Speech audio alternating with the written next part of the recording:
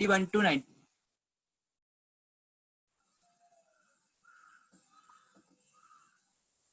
बोलिए question number 91 to 95।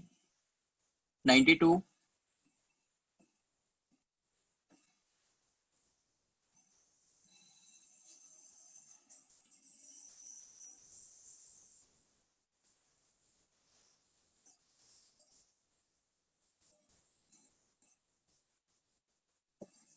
Question number 92 में आपसे पूछा है which of the following groups are known as mercaptans.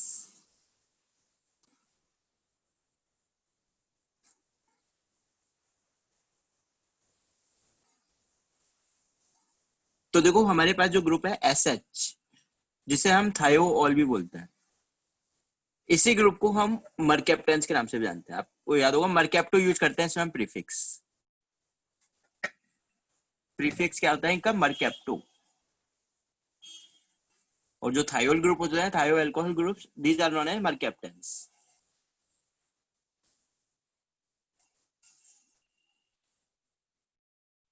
थोड़ा इंफॉर्मेटिव क्वेश्चन है ये आपके पास। SH जो थायोल होता है आपके पास, these are also known as mercaptans, और इनका प्रीफिक्स मरकैप्टो होता है। Okay, any other question from question number 91 to 95? बोलिए 91 से 95 में कोई और डाउट किसी का? 96 to 40, sorry 96 to 100 questions.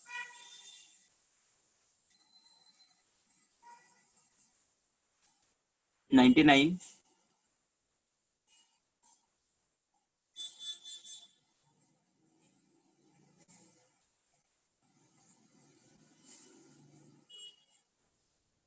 Question number 99। देखो 99 में आपको गिवन है, एल्कोहल गिवन है पहले C2H5OH। इसकी रिएक्शन हम PbR3 के साथ करा रहे हैं। जैसा PCl3 के साथ हम कराते हैं, बिल्कुल वैसी रिएक्शन PbR3 के साथ है, यानी ब्रोमाइड फॉर्मेशन है C2H5Br। तो ये तो आपके पास हो जाएगा X। देन आपको दिया गया है एल्कोहलिक KOH। एल्कोहलिक KOH मतलब डिहाइड्रो हेलोजिनेशन, तो ये बन जाएगा CH2 डबल बॉन्ड CH2B, या फिर Y नाम दे देंगे इसे हम। और आगे आपको दिया गया है हाइड्रेशन, एसिड कैटेलाइज्ड हाइड्रेशन है आपके पास। Next is acid catalysed hydration, यानी वाटर एडिशन है आपके पास। तो वाटर एडिशन आप कराओगे इसमें, H यहाँ करा दो, OH यहाँ ऐड कर दो,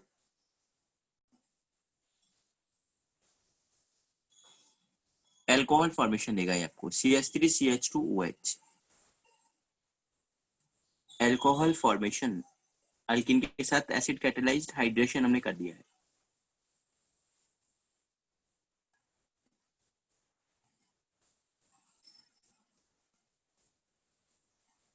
बेटा इथीन लेकिन एसिड कैटेलाइज्ड है, इथीन के साथ वाटर एडिशन एसिड कैटेलाइज्ड तो होता है ना।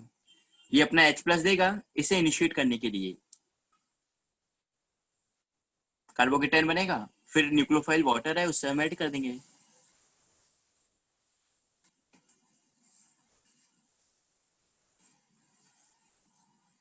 यदि डायरेक्ट वाटर होता है तो डायरेक्ट वाटर रिएक्शन नहीं करता है, एसिड कैटेलाइज कराया जा सकता है। लेकिन क्वेश्चन नंबर 100 तक कोई और डाउट?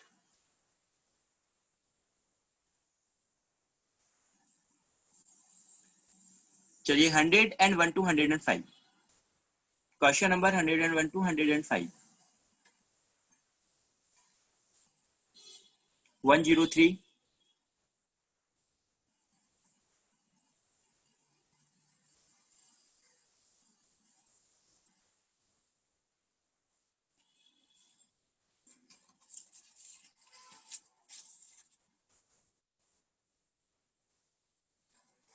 103 क्वेश्चन है आपका। Which of the following is oxidise to prepare methyl ethyl ketone. देखो मिथाइल इथाइल कीटोन आपके पास ये होता है, ये तो मिथाइल हो गया और ये इथाइल हो गया, इसे हम बोलते हैं मिथाइल इथाइल कीटोन। ये आपको चाहिए और आपसे बोला गया है कि किसको ऑक्सीडाइज किया जाए ताकि हम ये ऑब्टेन कर पाए। तो कीटोनिक ग्रुप आपको चाहिए, मतलब हमारे पास ये ग्रुप होना चाहिए। तो जो कंपाउंड हम यूज ले रहे हैं, कंपाउंड का नाम है butane two all.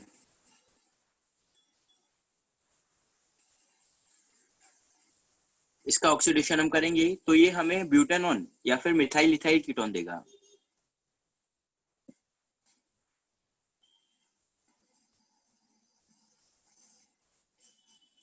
Question number 105 तक और कोई डाउट? 1062 110, 1062 110, 107 109, 106।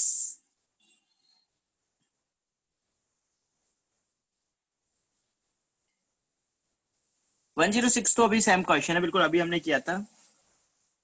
106 में आपको इन बॉन्ड्स को ब्रेक करना है, ये आपको दिया गया है।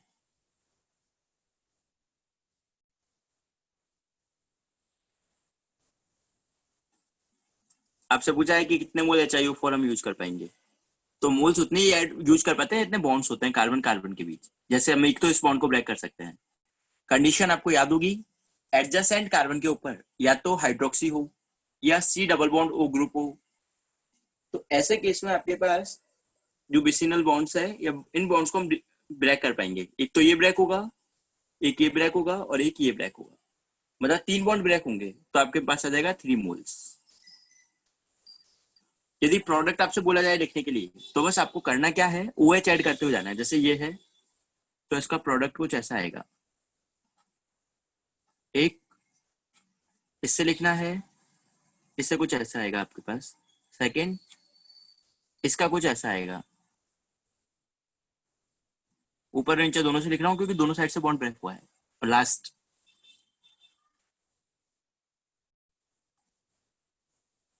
अब इनसे आपको प्रोडक्ट्स का आंसर लिखना है। जैसे देखो ये 2 OH है, डिहाइड्रेशन कर दोगे आप तो ये CH2 आ गया, मतलब HCH होता है ये। यहां से लिखोगे 2 OH है, एक OH और एक H है, ये CO2 आ गया आपके पास। यहां से लिखोगे ये OH और H गया, ये आ गया है फॉर्मिक एसिड। और लास्ट यहां से लिखोगे OH और H गया, तो ये आ गया CH2। तो इस तरह से हम प्रोडक्ट लिख सकते हैं और जितने बॉन्ड हमने ब्रेक किए हैं उतने ही मोल पर आयोडिक एसिड की हमें रिक्वायरमेंट होगी।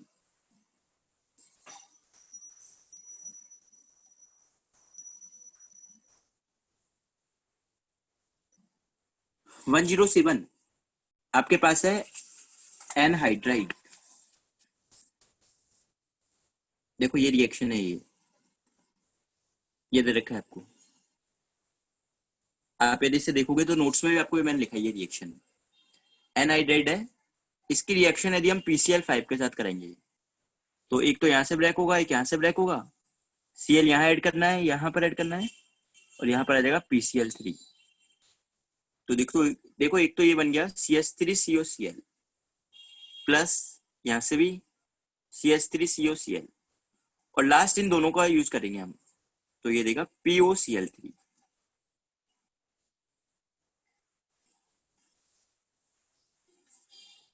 यही आपके पास ये क्वेश्चन है।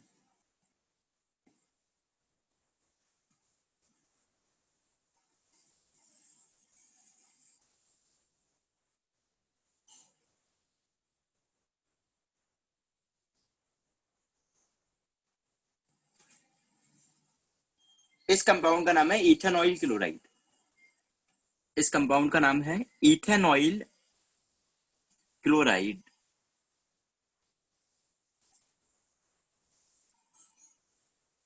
ऑयल क्लोराइड लगाते हैं इसमें हम। COCl जब होता है तो ऑयल क्लोराइड यूज करते हैं, सफिक्स 2 कार्बन है तो इथेनॉइल क्लोराइड। और एनहाइड्राइड का नाम कैसे लिखते हैं, जैसे हमारे पास इधर भी 2 है इधर भी 2 है, मतलब सिमेट्रिकल एनहाइड्राइड है, तो इसको हम लिखेंगे इथेनॉइक एनहाइड्राइड। क्या लिखेंगे इसे हम? Ethanoic anhydride.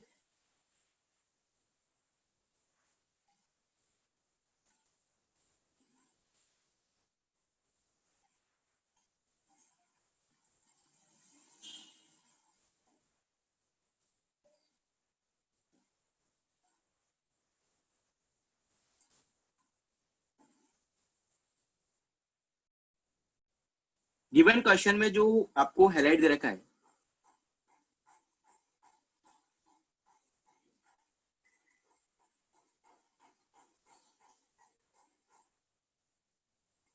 अच्छा क्वेश्चन में जो गिवन है, देखो आपको क्वेश्चन में ये गिवन है, एक तो ये कंपाउंड गिवन है आपको,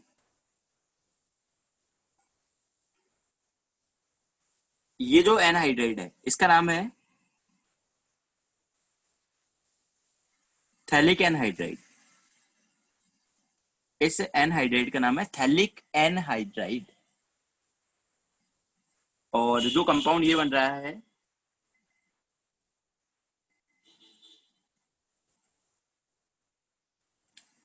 इसका नाम है बेंजीन डाई कार्बोनिल क्लोरीन।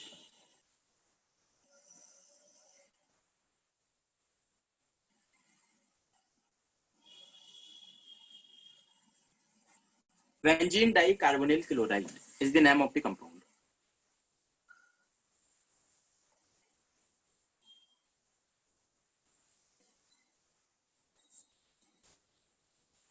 108 अभी हमने थोड़ी देर पहले डिस्कशन किया है, बिल्कुल वैसा ही सेम क्वेश्चन है।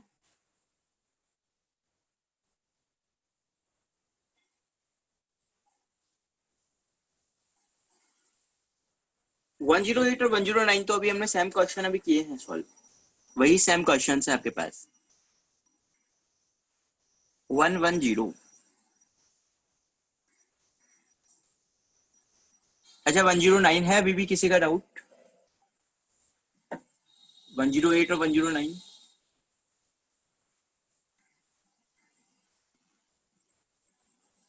कोई भी है ऐसा इसका अभी भी डाउट है 108 और 109 में?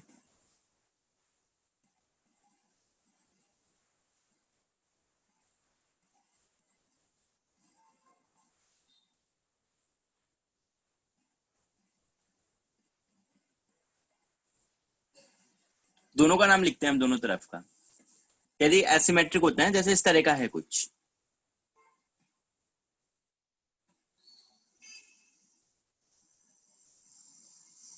एक तो ये एनहाइड्राइड है और एक कुछ इस तरह का एनहाइड्राइड है,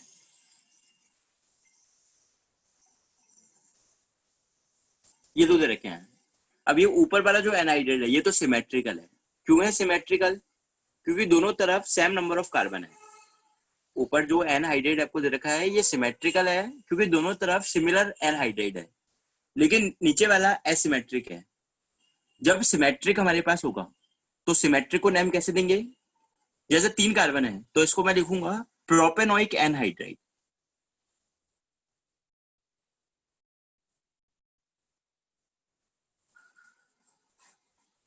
और नीचे वाला है अनसिमेट्रिकल, तो इसमें हमें दोनों का नाम लिखना होगा। मतलब इधर की तरफ 2 कार्बन है मतलब इथेनोइक, और इधर की तरफ 3 कार्बन है मतलब प्रोपेनोइक। अल्फाबेटिकली पहले कौन आएगा? पहले आएगा इथेनोइक, ई आता है पहले आपके पास, तो ये हो जाएगा इथेनोइक प्रोपेनोइक एनहाइड्राइड, ये आ जाएगा। ये सिमेट्रिकल में और ये अनसिमेट्रिकल में।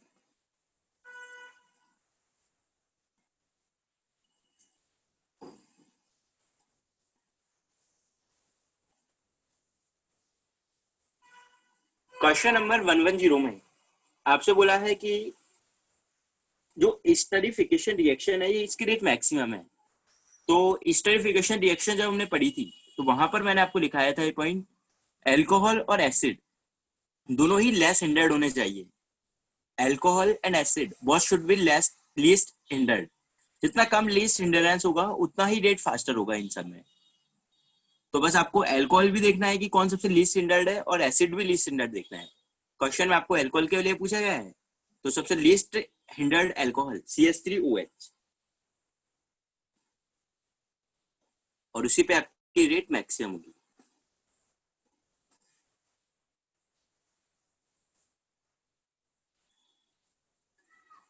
Question number 111 to 115, question number 111 to 115, 113, 115,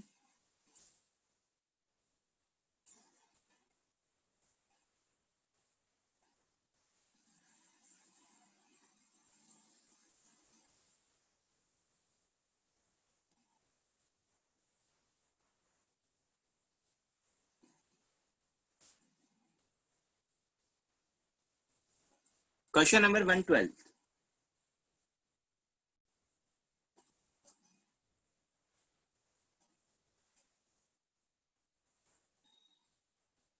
ये दे रखा है आपको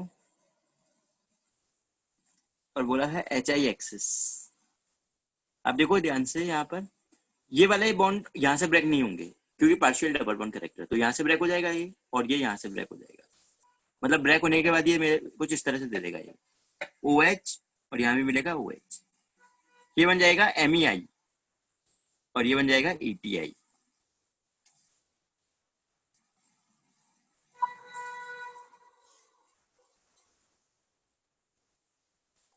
ये आपके प्रोडक्ट्स होंगे। आपसे पूछा क्या नहीं बनेगा, क्वेश्चन में आपसे ये नहीं पूछा है क्या बनेगा, क्वेश्चन में आपसे पूछा है क्या नहीं बनेगा, तो केवल एक ही ऑप्शन है, क्या ये वाले बॉन्ड कभी ब्रेक हो पाएंगे।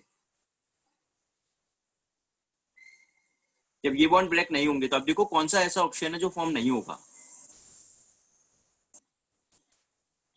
Yes, option number C, option C आपका फॉर्म नहीं हो पाएगा।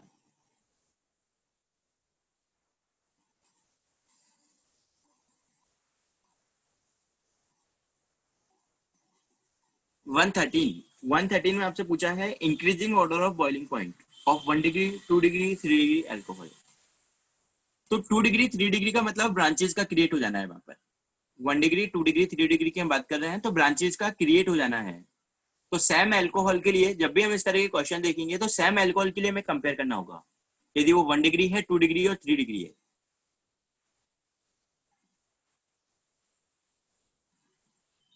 बेटा सरफेस एरिया सेम अल्कोहल के लिए तो देख सकते हैं ना अपन, एक सेम अल्कोहल के लिए तो देखा ही जा सकता है ना सरफेस एरिया। जैसे मैं आपसे बोल दूं कि मेरे पास ये अल्कोहल है एक,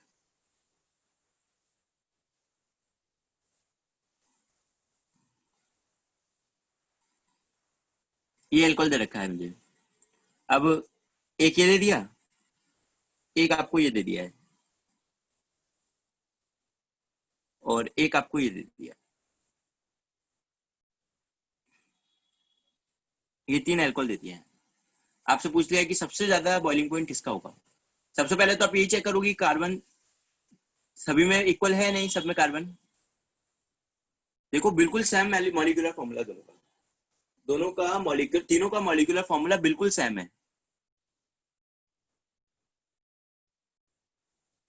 अच्छा 4 हो गए इसमें, ओके चलिए एक काम करते हैं, इसको भी मैं 4 बना देता हूँ। इसमें 4 हो गए आपके पास, इसको भी मैं 4 बना देता हूँ। अब देखो यहाँ पर 4 कार्बन, 1 2 3 4, 1 2 3 4, 4 हो गए, तीनों में है 4 कार्बन आपके पास। अब देखो हाइड्रोजन ऑक्सीजन सब कुछ इक्वल हो गया है, कार्बन हाइड्रोजन ऑक्सीजन क्या तीनों इक्वल है नहीं।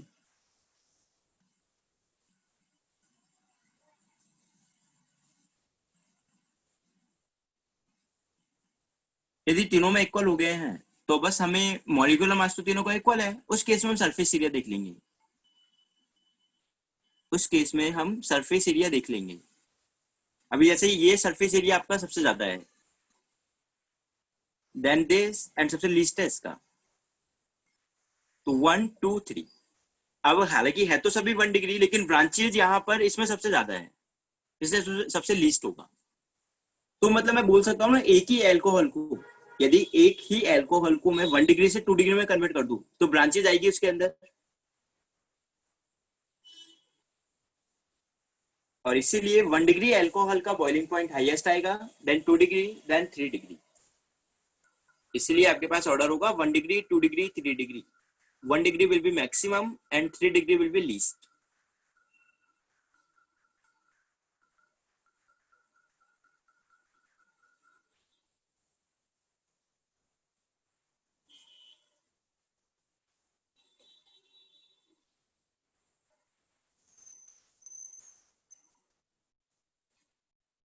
113 में आपके पास कोई एक पर्टिकुलर एग्जांपल है अल्कोहल का, 1 डिग्री है, मतलब सेम अल्कोहल को मैंने 1 डिग्री 2 डिग्री 3 डिग्री बना दिए हैं। तो 1 से 2 डिग्री में जाने का मतलब ये है कि उसमें ब्रांचेस क्रिएट हो जाएगी अब आपके पास, और ब्रांचेस बनने से बॉइलिंग पॉइंट आपके रिड्यूस हो जाता है। चलो एक सिंपल एग्जांपल अपन ये ले लें, ये मैंने ले लिया है, अभी देखो दोनों का मॉलिक्यूलर फॉर्मूला बिल्कुल सेम है, ये दोनों बिल्कुल सेम है मॉलिक्यूलर फॉर्मूला। इसका बॉइलिंग पॉइंट ज्यादा है इससे, ये 1 डिग्री है और ये 2 डिग्री है, क्योंकि ब्रांचेस तो क्रिएट होना स्टार्ट हो गया ना यहाँ पर, और जहां पर ब्रांचेज होंगे वहां पर आपके बॉइलिंग पॉइंट रिड्यूस हो जाते हैं because of decrement in van der Waals forces।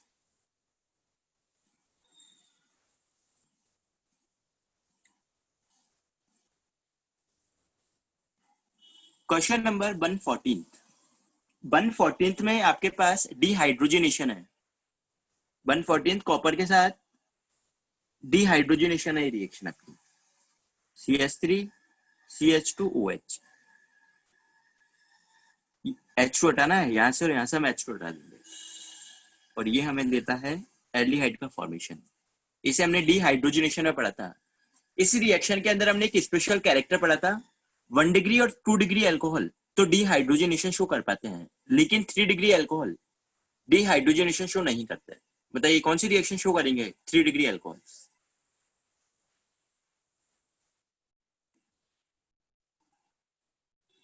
हाँ, 3 डिग्री अल्कोहल डिहाइड्रेशन शो करेंगे, 1 डिग्री और 2 डिग्री डिहाइड्रोजनेशन शो कर पाएंगे, लेकिन 3 डिग्री में हाइड्रोजन नहीं होगा यहाँ पर, और इसलिए वो डिहाइड्रेशन शो करेंगे, अल्कीन फॉर्मेशन देगा वो बिल्कुल, that will give alkyne formation.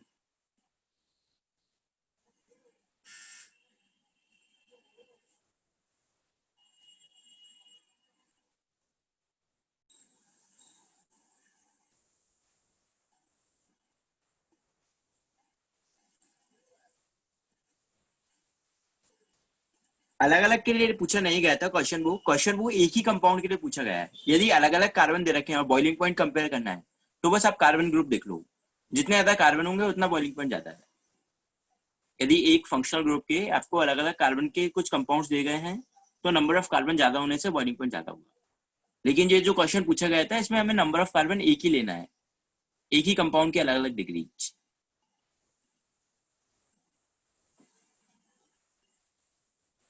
Question number 115, which of the following reaction does not involve reduction? तो देखो ये तो आप डायरेक्टली देख के बता दोगे, अल्कोहल से यदि कीटोन बन रहा है, क्या ये रिडक्शन है ऑक्सीडेशन है? ये तो ऑक्सीडेशन हो गया ना अल्कोहल से कीटोन का बनना।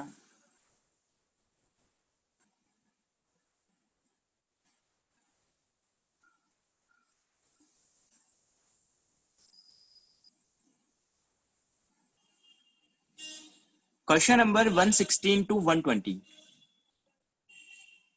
119, ओके, 116 से 120।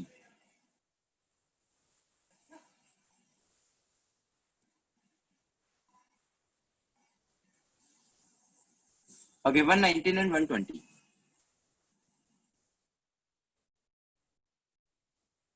115 में अल्कोहल से कीटोन कन्वर्जन ऑक्सीडेशन होता है, रिडक्शन नहीं होता है। Alcohol to ketone, that's example of oxidation not reduction.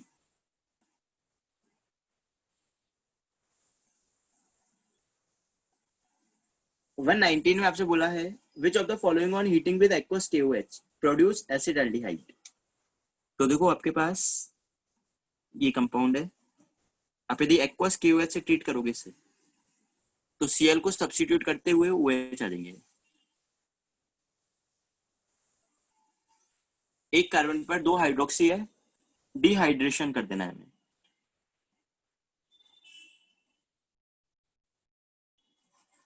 ये दे देगा मुझे CH3CHO।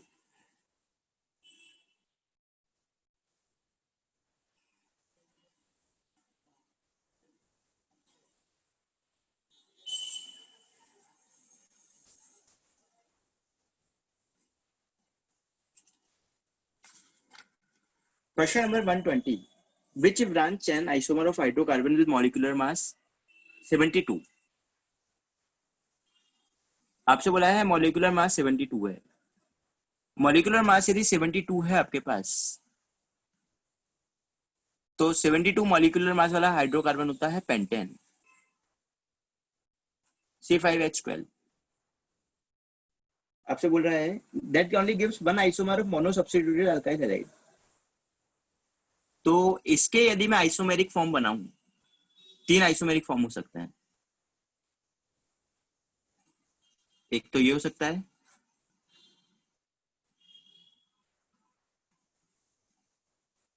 एक ये हो सकता है, और एक ये हो सकता है। आपसे पूछा कि कौन सा ऐसा आइसोमर है जो ओनली वन अल्काइल सब्स्टिट्यूट देगा, mono alkyl substitute, that is नी। इसमें केवल हमें एक ही टाइप का सब्स्टिट्यूशन मिलेगा, इसमें केवल एक ही टाइप का हमें मोनो सब्स्टिट्यूटेड प्रोडक्ट मिल पाएगा। आप चाहे यहाँ से हटाओ, यहाँ से हटाओ, यहाँ से हटाओ, यहाँ से हटाओ, एक ही प्रोडक्ट रहेगा।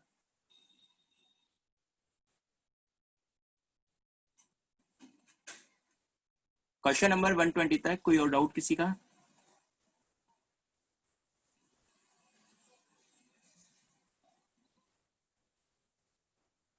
121 to 125,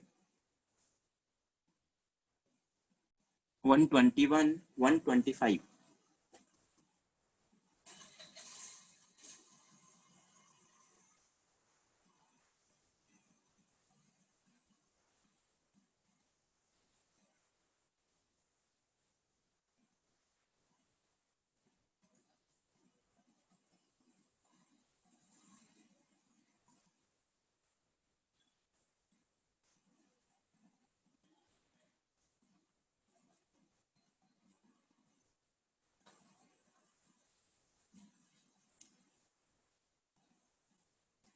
121 अभी बिल्कुल सेम क्वेश्चन हम कर चुके हैं, वही सेम क्वेश्चन है आपके पास। डाई मिथाइल फॉर्मामाइड दे रखा है आपको और 2 डिग्री हैलाइड है, पोलर अप्रोटिक सॉल्वेंट, मतलब रिएक्शन है SN2। तो न्यूक्लियोफाइल को आपको सब्स्टिट्यूट कराना है और इन्वर्जन करा देना है। न्यूक्लियोफाइल सब्स्टिट्यूशन आप करा दो और इन्वर्जन आपको करा देना है। Br को हटाकर SPH लगाना है और इन्वर्जन हो जाएगा। यदि बॉन्ड आउटवर्ड है तो इन्वर्ट चला जाएगा। 122 which of the following reaction does not involve a carbon carbon bond formation. आप देखिए यहाँ पर कार्बन कार्बन बॉन्ड फॉर्मेशन की बात की गई है। ऑप्शंस में यदि हम जाए तो जैसे आपसे बोला है hydrolysis of A Grignard, Grignard होता है RMgX, इसका मैं हाइड्रोलिसिस करूंगा तो R पे नेगेटिव और इस पे पॉजिटिव, यहाँ पर OH यहाँ पर H आ जाएगा और यहाँ पर आ जाएगा OH। तो देखिए कोई किसी भी तरह के कार्बन कार्बन बॉन्ड का फॉर्मेशन नहीं हुआ, यहाँ RH का फॉर्मेशन हुआ। Combination of 2 alkyl free radicals, CH3 radical और CH3 रेडिकल, दोनों कार्बन कंबाइन हो जाएंगे, कार्बन कार्बन बॉन्ड फॉर्मेशन हो गया। कोरे हाउस सिंथेसिस, आपको याद होगा कोरे हाउस में हम सिमेट्रिकल और अनसिमेट्रिकल एल्केन बनाते हैं।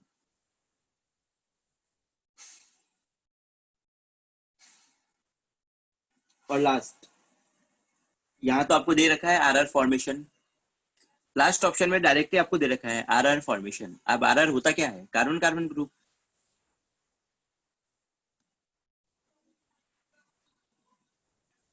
तो आंसर हो जाएगा आपका A, इसमें कार्बन कार्बन बॉन्ड फॉर्म नहीं हो रहा है। 123 alkane can be prepared from Grignard reagent by reacting with, Grignard को हम किन से रिएक्शन कराए ताकि एक अल्केन बन जाए?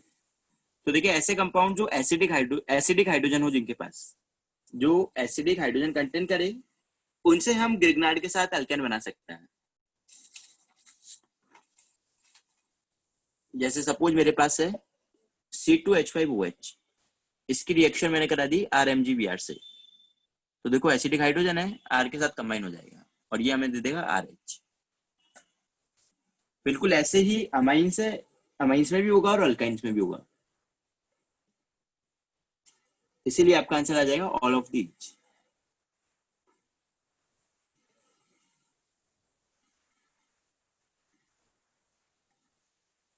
One 124 again nucleophilic addition reaction, aldehydes की रिएक्टिविटी कीटोन से ज्यादा होगी हमेशा। Aldehydes will be always more reactive than ketones. और उसमें भी आपको देखना है जितना कम हिंड्रेंस होगा उतनी रेट फास्टर रहेगी। तो सबसे ज्यादा फास्ट रेट आएगी इस एल्डिहाइड की। फिर आपके पास ये एल्डिहाइड आ जाएगा, देन आपके पास ये एल्डिहाइड आ जाएगा। इसके बाद हम कीटोन्स की बात करें तो आपके पास ये कीटोन होगा और लास्ट में आपके पास आ जाएगा दिस कीटोन। ये ऑर्डर होता है रिएक्टिविटी का। This will be highly reactive and this will be least reactive. Aldehydes की रिएक्टिविटी ज्यादा होगी कीटोन से, और हिंड्रेंस जितना कम होगा उतनी बेटर रिएक्टिविटी होगी। एंड द लास्ट क्वेश्चन 125 में आपके पास है कुछ रिएक्शन। प्रोपाइन के साथ वाटर एडिशन आपको करना है। अभी देखा वही क्वेश्चन है सेम। वाटर एडिशन आप कर दोगे इसके साथ तो ये आपको देगा OH double bond CH2 enolic form. और इनोलिक फॉर्म अपने आप को एक स्टेबल फॉर्म में कन्वर्ट करने के लिए टोटोमराइजेशन शो करेगी और कन्वर्ट हो जाएगी कीटो फॉर्म के अंदर।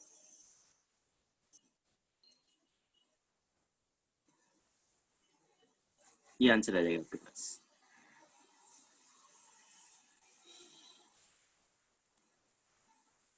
Question number 126 to 130।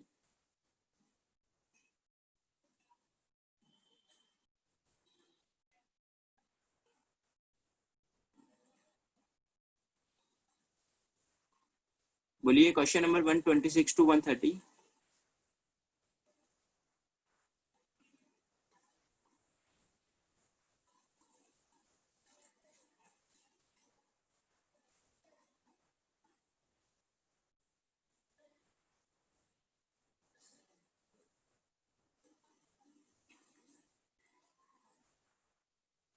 Question number 126 आपका केमिकल इक्विलिब्रियम चैप्टर का क्वेश्चन है। The conditions favourable for the reaction 2SO2 plus O2 gives 2SO3। DLH आपको नेगेटिव दे रखा है, मतलब रिएक्शन एक्सोथर्मिक है। रिएक्शन के लिए आपको फेवरेबल कंडीशन पूछी गई है। अब देखिए एक्सोथर्मिक रिएक्शन है, यदि एक्सोथर्मिक रिएक्शन के लिए हम टेम्परेचर को इंक्रीज करेंगे तो रिएक्शन की डायरेक्शन होगी बैकवर्ड। एक एक्सोथर्मिक रिएक्शन के लिए टेम्परेचर बढ़ाने पर डायरेक्शन आपकी बैकवर्ड हो जाती है। तो टेम्परेचर को क्या करना होगा, कम। मतलब एक तो हमारे पास आ जाएगा लो टेम्परेचर,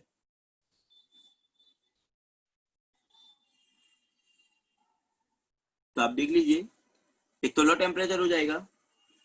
और प्रेशर की यदि हम बात करेंगे तो प्रेशर बढ़ाने पर रिएक्शन वहां शिफ्ट होगी जहां पर कम मोल्स है आपके पास, यानी फॉरवर्ड डायरेक्शन में। एक्सोथर्मिक यदि है तो टेम्परेचर बढ़ाने पर रिएक्शन आपकी बैकवर्ड चली जाएगी और टेम्परेचर कम करने पर फॉरवर्ड। जबकि एंडोथर्मिक में उल्टा होगा। एंडोथर्मिक है तो टेम्परेचर बढ़ाने पर फॉरवर्ड और कम करने पर बैकवर्ड। वही प्रेशर बढ़ाने पर रिएक्शन वहां जाएगी आपके पास जहां पर नंबर ऑफ मोल्स कम है।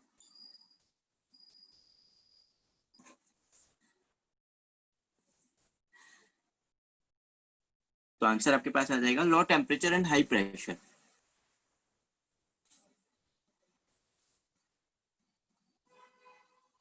वन 127 तो आसान सा क्वेश्चन है।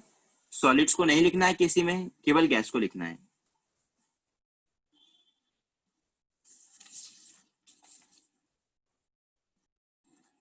किसी आपके पास आ जाएगा 1/O2 की पावर 5।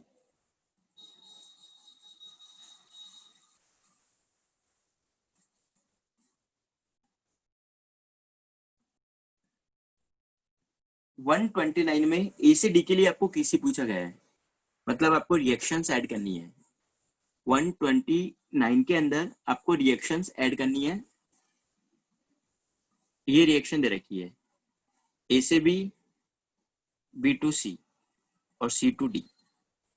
इसका केसी आपको दे रखा है 2, 4 और 6 और आपसे ए से डी के लिए पूछा गया है। बताओ क्या आएगा आंसर।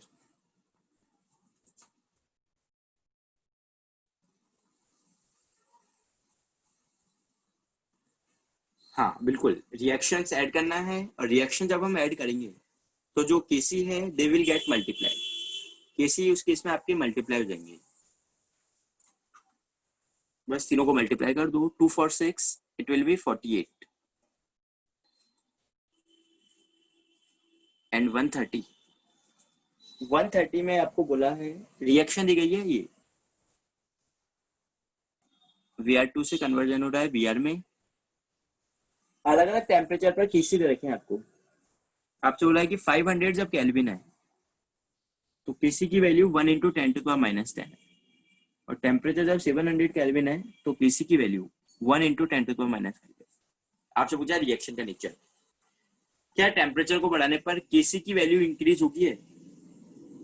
जब टेम्परेचर को हमने बढ़ाया है तो क्या केसी की वैल्यू बढ़ चुकी है आपके पास? और टेम्परेचर बढ़ाने पर केसी की वैल्यू यदि बढ़ रही है then what will be the type of reaction? हाँ, रिएक्शन का टाइप होगा एंडोथर्मिक।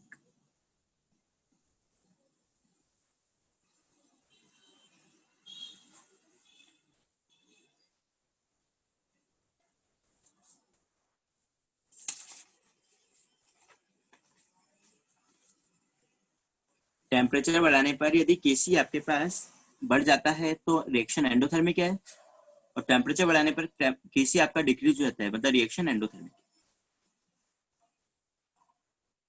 टेम्परेचर बढ़ाया केसी बढ़ गया मतलब एंडोथर्मिक, टेम्परेचर बढ़ाया केसी कम हो गया मतलब एक्सोथर्मिक।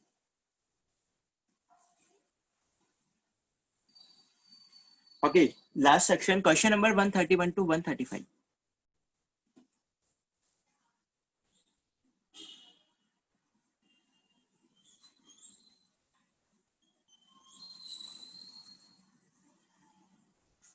वन 35, 132।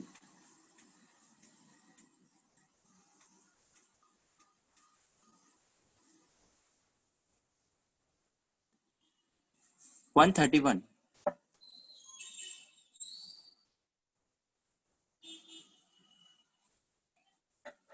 चलिए पहले 131 की बात करते हैं।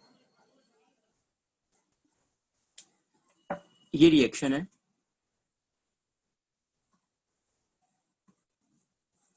आपको इसका केपी दिया गया है 16। Volume of the container is reduced to 1/2 its original volume. The Kp for the reaction, आपसे फिर से केपी पूछा गया है। केपी किस फैक्टर पे डिपेंड करेगा? क्या केपी प्रेशर पे या वॉल्यूम पे डिपेंड करेगा? हाँ, केपी केवल और केवल टेम्परेचर से अफेक्ट होता है। केपी एंड केसी केवल चेंज होता है किससे? टेम्परेचर से। केपी केसी वॉल्यूम प्रेशर से अफेक्ट नहीं होते हैं।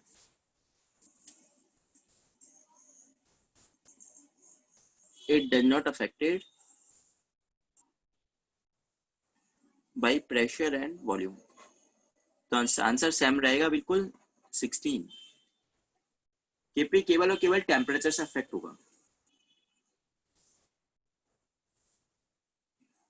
132।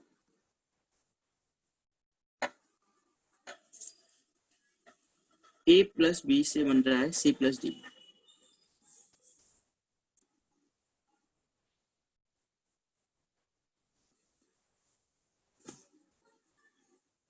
आपसे बोला गया है कि इनिशियली इसका और इसका वर्गमूल लिया गया है,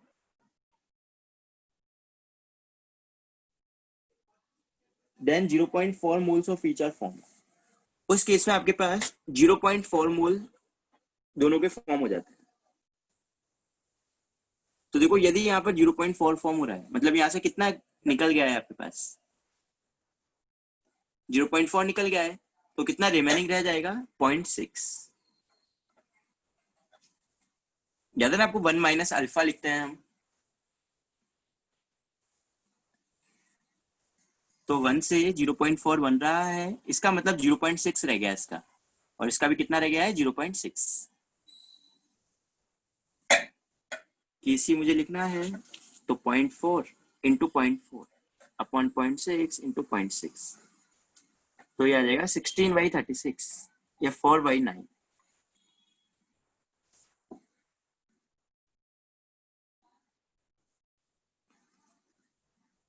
33 में आपको SN1 पूछा है, मतलब स्टेबल कार्बोकेटायन, और 3 डिग्री आपको देखना है। तो ऑप्शन नंबर ए आ जाएगा आपके पास।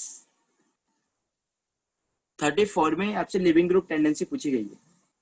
आयोडीन, ब्रोमीन और क्लोरीन की लिविंग ग्रुप टेंडेंसी के बारे में पूछा गया है।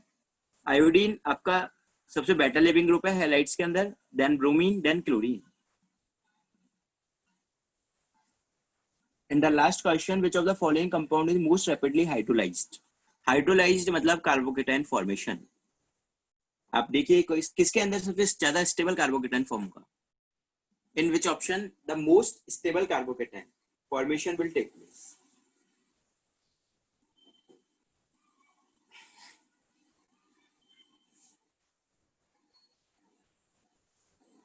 तो ये आएगा आपका option number D. Option D में बनने वाला कार्बोकेटाइन आपका सबसे ज्यादा स्टेबल होगा, और इसीलिए ऑप्शन आपके पास आ जाएगा ऑप्शन नंबर डी। चलिए, ये पेपर भी हमारा कंप्लीट हुआ। किसी का कोई भी डाउट रिमेनिंग रह गया हो बोलिए।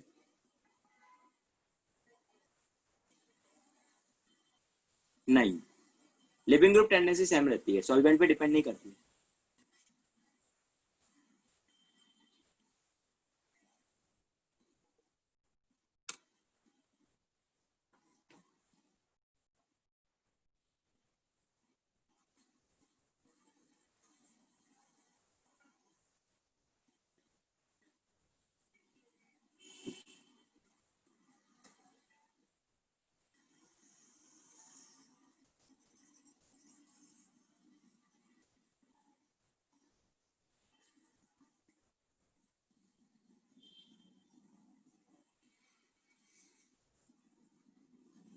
ओके, चलिए निकालिए एल्डिहाइड एंड कीटोन्स।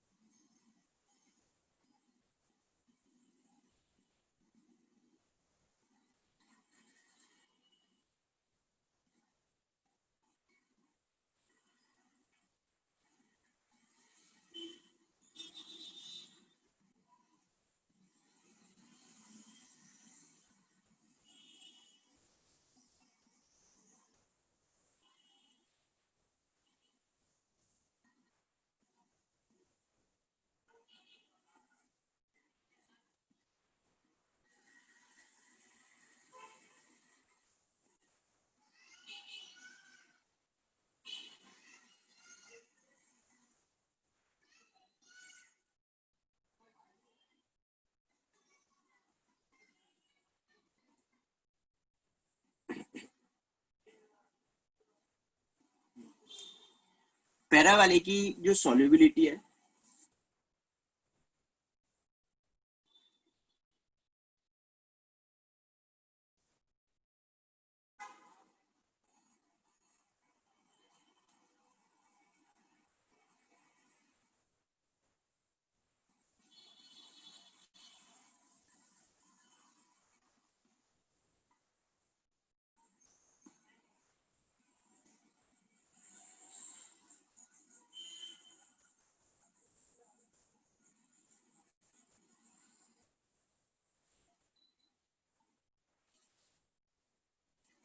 देखिए आपको एनसीईआरटी में क्वेश्चन पूछा गया है कि पैरा डाइक्लोरो जो बेंजीन है, पैरा डाइक्लोरो बेंजीन, इसकी सॉल्युबिलिटी ऑर्थो एंड मेटा से लेसर होती है। पैरा डाइक्लोरो बेंजीन की जो सॉल्युबिलिटी है ऑर्थो और मेटा फॉर्म से कम होगी, ऐसे क्यों? तो इसका रीजन है पैरा डाइक्लोरो बेंजीन एक सिमेट्रिकल कंपाउंड है। कंपाउंड सिमेट्रिकल है तो इसकी स्टेबिलिटी ज्यादा है और मेल्टिंग पॉइंट भी ज्यादा होता है इसका। अब वो सॉलिड स्टेबिलिटी ज्यादा होने के कारण इसमें ज्यादा एनर्जी की रिक्वायरमेंट होगी यदि आपको इसे ब्रेक करना है। सॉल्युबिलिटी का मतलब इसे ब्रेक करना होगा, और इसे ब्रेक करने के लिए हमें बहुत ज्यादा एनर्जी की रिक्वायरमेंट होती है। And that is the reason कि पैरा डाइक्लोरोबेंजीन बहुत लेस सॉल्युबिलिटी शो कर पाता है रेदर देन ऑर्थो एंड मेटाफॉर्म।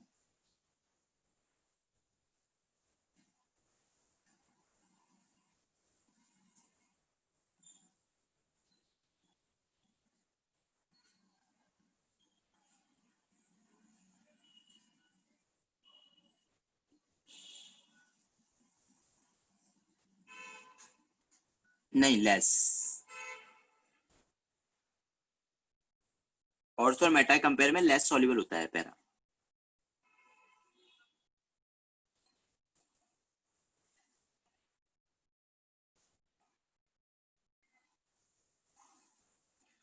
अच्छा, अभी तक जो भी हमने पढ़ा है इसमें आपको कहीं भी कोई डाउट है, कोई भी रिएक्शन आपको नहीं समझ में आ रही है तो आप पूछ सकते हैं।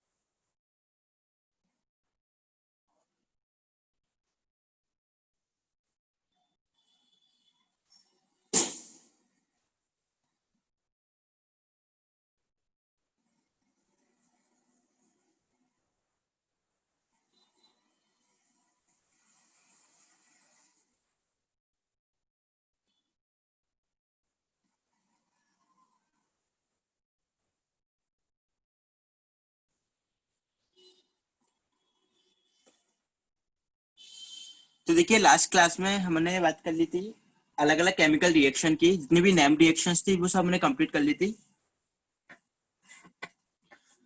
एल्डोल, हेलोफॉर्म, कैनिजारो, सारी रिएक्शंस की हमने बात की थी। इसके अलावा ग्रिग्नार्ड रिएजेंट से रिएक्शंस।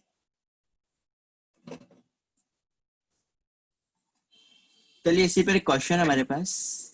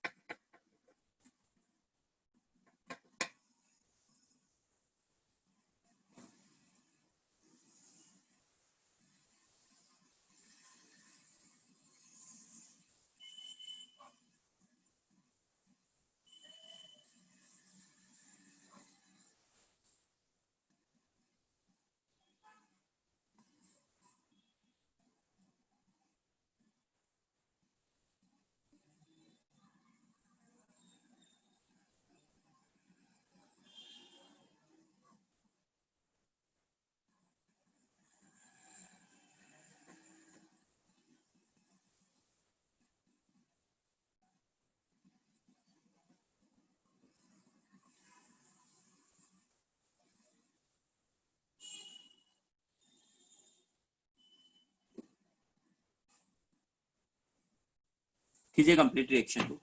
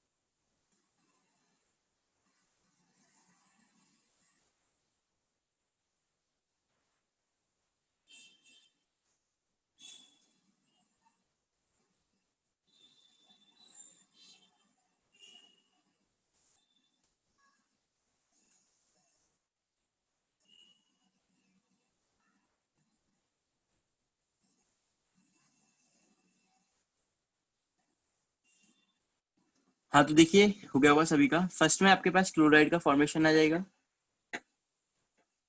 सेकंड KCN, ये बन जाएगा CH3CH2CN, सब्स्टिट्यूशन हो जाएगा, साइनाइड का फॉर्मेशन। हाइड्रोलिसिस हम करेंगे तो ये एक फॉर्मेशन देगा कार्बोक्सिलिक एसिड का। And further reaction with alcohol, that will be formation of A Easter. CH3CH2 C double bond O C2H5, ये ईस्टर फॉर्म हो जाएगा। इन दिस रिएक्शन साइनाइड के साथ ग्रिग्नार्ड का एडिशन है, तो ये फॉर्म होगा आपके पास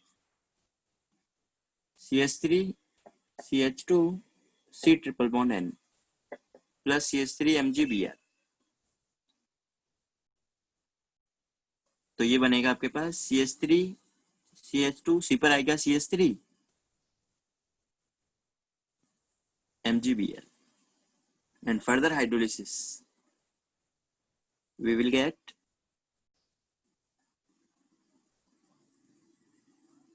ये ग्रुप आ जाएगा आपके पास। देखो सभी के आंसर्स आ रहे हैं नहीं आ रहे ये।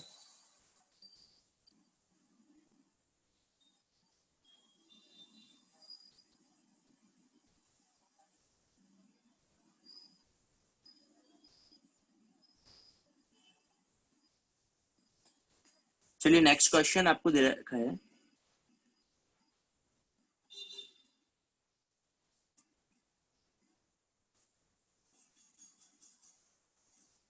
कार्बोक्सिलिक एसिड आपको दिया है कंसंट्रेटेड HNO3 प्लस H2SO4, यहाँ पे मिल रहा है हमें A।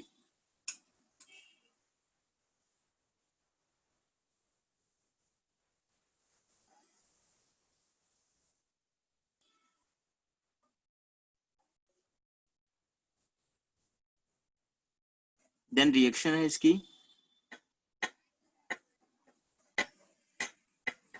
C2H5OH के साथ, यहाँ पे मिलेगा B।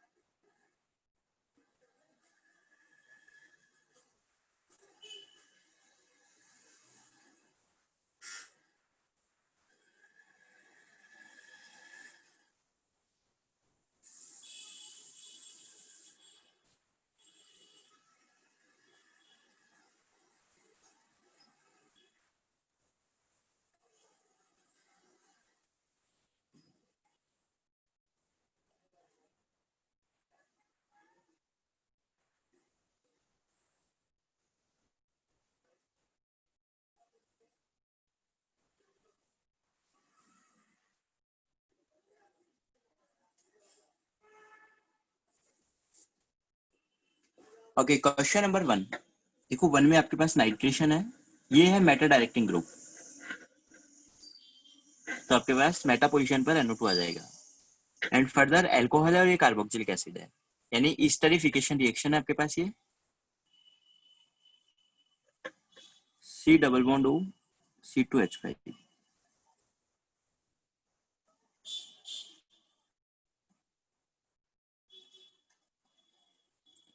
क्वेश्चन नंबर 2,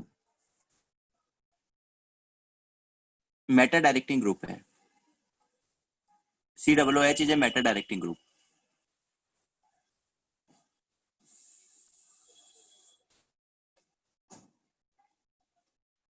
सेकंड में देखो ये एसिड है, अब एसिड एसिड से रिएक्शन नहीं करेगा, एसिड करेगा एल्कोहल से reaction. What is the name of this acid? हाँ, इसका नाम है salicylic acid and this reaction is formation of aspirin.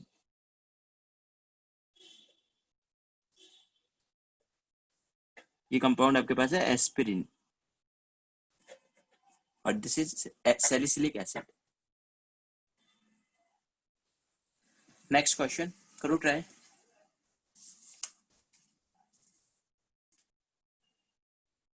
देखो ए अभी हमने देखे 2-3 क्वेश्चंस इस पे बेस्ड, कुछ ड्यू ऑफ रिएक्शन है, यहां से हमें मिलेगा CH3CHO। What is B? Name क्या है इस रिएक्शन का? A2B।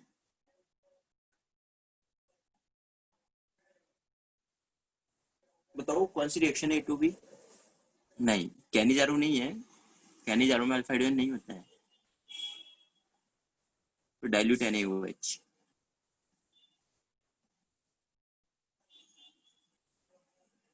अल्फा हाइड्रोजन है aldol. This reaction is aldol. देखो बी तो फॉर्मेशन है, बी में फॉर्मेशन करना है और फिर हीटिंग दिया है, यानी सी में कंडेंसेशन करना है। बी में फॉर्मेशन करना है और सी में कंडेंसेशन करना है।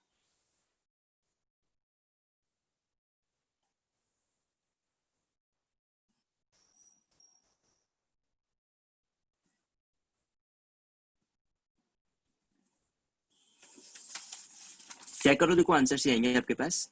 ए आपके पास आएगा CH3CHO। बी आपके पास आ रहा होगा, देखो ये आ रहा है क्या सभी का बी,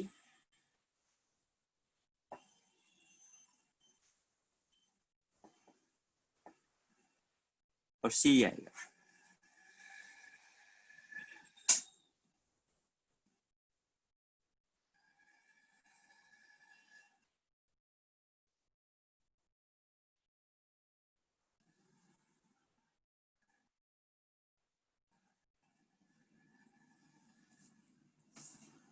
आगे सभी का आंसर।